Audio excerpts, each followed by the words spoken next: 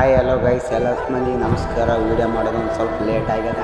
ಏನಪ್ಪ ಅಂದ್ರೆ ರೀಸೆಂಟಾಗಿ ನನ್ನ ಐ ಡಿ ಸಸ್ಪೆಂಡ್ ಆಗ್ಯದ. ಯಾವುದಪ್ಪ ಅಂದ್ರೆ UK ಕ್ರೇಜಿ GM BM18 ನನ್ನ ಐ ಡಿ ಸಸ್ಪೆಂಡ್ ಆಗ್ಯದ. ಇವಾಗ ಐ ಡಿ ನನ್ನ ಹತ್ರ ಇಲ್ಲ. ಅದು ತುಂಬ ಕಷ್ಟಪಟ್ಟು ಮಾಡಿದ್ದೆ, ಆದ್ರೂ ಹೋಗೈತೆ.